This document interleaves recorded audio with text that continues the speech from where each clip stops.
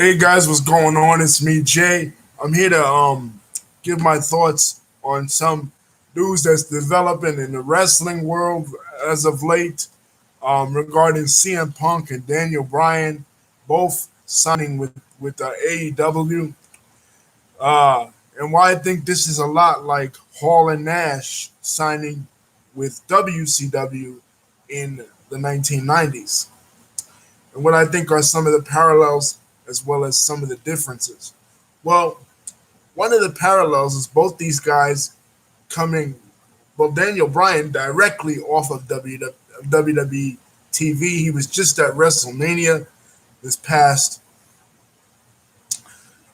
year, WrestleMania 37. He was in the main event. He wrestled the champion, and he's had a huge run, and he's a huge name in WWE history. You can't talk about WrestleMania 30, one of the biggest WrestleManias of all time, without talking about Daniel Bryan and without talking about the Yes movement and how uh, the fans got behind him organically, despite them wanting to push Batista, who was famous from outside WWE, coming back in, and then wanting to push Batista um, uh, and instead of getting behind Batista, the fans got behind Daniel Bryan, and it was really organic. And also because of the fallout, Daniel Bryan not having Daniel Bryan when the Royal Rumble was one of the reasons why CM Punk left the WWE in 2014. So they've always been close. They've had a history of being close together since their Ring of Honor days, and they're kind of thought of as the Hall and Nash of their era. Also, CM Punk very highly influential. People remember his pipe bomb. People remember when he walked out of the WWE for real in 2014, then training for 2 years to go to the UFC, and his UFC loss at UFC 225 is against Mike Jackson is now overturned because of Mike Jackson's marijuana use. So he's in the news, and he's decided to come back to professional wrestling to work at AEW. So these two coming together, these two um, have been two of the biggest influential players in the last 10 years in WWE, coming together, both signing at both signing with AEW at the same time. It's like Hall and Nash both signing with WCW, because some of the similarities. Hall and Nash both at the top of the card uh, for the WWE in 1994, 1995, 1993, and in Scott Hall's case, when he started in 1992, he was inserted right into the main event with Ric Flair, um, Macho Man Randy Savage, and Mr. Perfect. And when he went to WCW, he was the one that really set off the firestorm for fans to WWE fans or WWF fans at that time to become really interested in WCW. It really wasn't uh, Hulk Hogan and Macho Man Randy Savage. People will say, well, it was Hulk Hogan and Macho Man Randy Savage. Yes, Hulk Hogan and Macho Man were huge names in the WWF in a decade prior. Hulk Hogan really didn't have the fans behind him after 1991. Uh, he really fell off, which is one of the reasons why WWE couldn't even pack a stadium in Los Angeles for WrestleMania 7. Again, go back and look at some of my archive videos when I talk about that in the 90s. And as far as Macho Man, well, Macho Man from 1991, again, WrestleMania 7, when he had his retirement match, other than two um, very brief title runs and feuds with Ric Flair in '92. Mostly before he left, they were using him as an announcer and to work with mid carders like Crush, so he wasn't that big of a name. in by the time December of '94 rolled around, and he hooked up with WCW. So they were previous stars from the past, but Hall and Nash were stars that era. They were the face of the new generation era.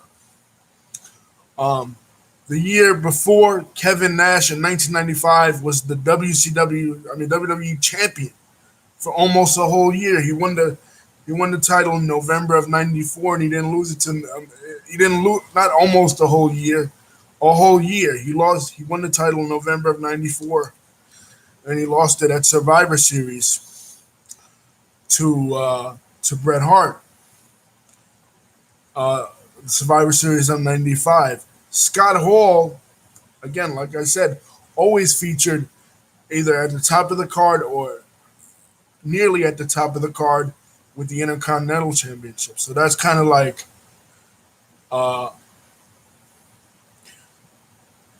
Daniel Bryan. But this could be even bigger because both Daniel Bryan and CM Punk have been world champions. They've been on that big stage, bigger than even Hall and Nash. A way bigger image. The Yes Movement took over professional wrestling in 2014. CM Punk's Pipe Bomb took over professional wrestling in 2011. And CM Punk has that mainstream cachet from being in the UFC. Good or bad, good, bad, or indifferent, it meant something, which is why WWE brought him back in 2019 for the Fox show. Because they know he meant something. Uh, John Mox, he means way more than John Moxley or Aleister Black or Andrade or anybody else that they're bringing in. Those guys, uh, John Moxley, and even the late Brody Lee / Luke Harper, those guys were not featured heavily on WWE TV. John Moxley was featured heavily on WWE TV as part of the Shield. Don't get me wrong, but by the time he left WWE, he was kind of like Macho Man. By the time he left WWE, uh, he was kind of on his way down. Last segment I actually remember from him was on Alexa Bliss's talk show with him and EC3. So getting these two guys, getting Daniel Bryan and getting CM Punk, is a huge win for AEW. You know what I mean? They keep since 2019 they keep winning and WWE keeps losing. You know what I mean?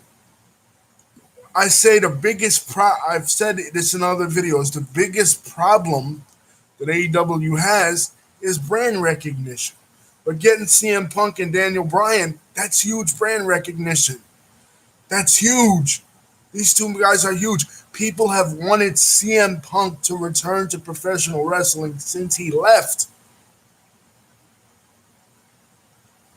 All they've done in WWE shows for years upon years after Punk left was chant his name. Daniel Bryan, both these guys have massive, massive followings. So getting these two, Tony Khan has to be smiling. And Vince McMahon has to be kicking himself in the ass. Because, yes, the strides are small when it comes to the wins that AEW is making. But they're big wins. They're doing it little by little. And the way that Eric Bischoff did it in the 90s is what Tony Khan is doing right now. So far, Vince McMahon hasn't snagged anybody from anybody big from AEW.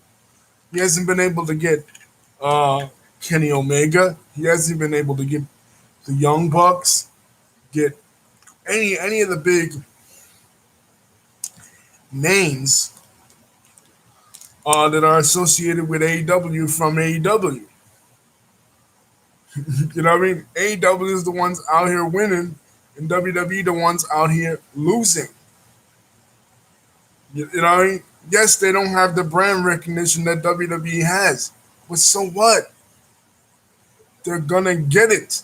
They're getting it little by little. And as WWE cancels their SmackDown shows, and they're not able to draw those Raw ratings, those Raw and the SmackDown ratings, and they continuously not push their younger talent, and they rely on John Cena and Bill Goldberg. You will start to see that the wins that the AEW gets over WWE will pile up and pile up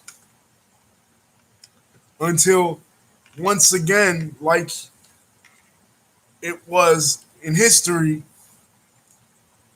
uh, Vince McMahon starts to lose, like he did with WCW. You see history repeating itself. Uh, Vince McMahon came into the game real strong, uh, beat out AWA, beat out Jim Crockett Promotions, and then he thought he had no competition. And then Eric Bischoff took over WCW, slowly started getting some of his older stars that he wasn't using. And then in 1996, got the big stars that he was using as his new generation template and started to beat WWE's ass. And then WWE learned from that they had to use the younger talent because in 1996, they were relying on Ultimate Warrior and Jake the Snake Roberts. And those guys, Ultimate Warrior and Jake the Snake Roberts, wasn't drawing money. That's like bringing in that's the parallel of bringing in like a Bill Goldberg or a John Cena. You're relying on stars from the previous era. So is your competition, but your competition is learning that them guys ain't drawn. You know what I mean? So again, history is repeating itself. Sure, AEW, the kicks and the flips and all the new style of wrestling that's heavily Mexican influence, heavily Japanese influence, is not for everybody. You know what I mean? I know there's people that say that. You know what I mean? Like, oh, well, that style of wrestling that the Young Bucks do or that Kenny Omega does is not for everybody. But remember, WCW and even ECW had shit like that too. It takes a while to get traction, to get your name out there. Even for the UFC, um, kind of relied on ex WWE stars in the early 2000s when they brought back Ken Shamrock to the UFC and they brought in Brock Lesnar. So it takes a while to build your audience and to build brand recognition. But once you get going and once you get that fire underneath you, you'll start to blow it out the water. And Vince McMahon will start to feel it because it's happened to him in the past. It's happened to him a lot in the past, as a matter of fact, because if you want to go back to the not only in the 90s, that's the most famous example, but even the mid 2000s with UFC and with TNA. TNA at one point, while they weren't whooping WWE's ass and never in the ratings really, they were cranking out these new stars, the AJ Styles, the Samoa Joes, and the Christopher Danielses that were really getting the internet fan base riled up. And while that was happening at the same time, MMA was becoming way more popular than pro wrestling because people were starting to see that pro wrestling didn't have the variety that MMA had, wasn't new and exciting like MMA was. So now that the jets of MMA have kind of cooled down because of, again, lack of star power, you don't have Ronda Rousey, you don't have Conor McGregor really anymore, you don't have Khabib Nurmagomedov really anymore. So the jets of MMA have kind of cooled down, And the Jets of WWE, which was popular in the late 90s, have cooled down, and WCW doesn't exist anymore. And TNA is a minute organization now renamed Impact, but partnering up with AEW. AEW is the new kid on the block in the world of combat sports, and is destroying everybody.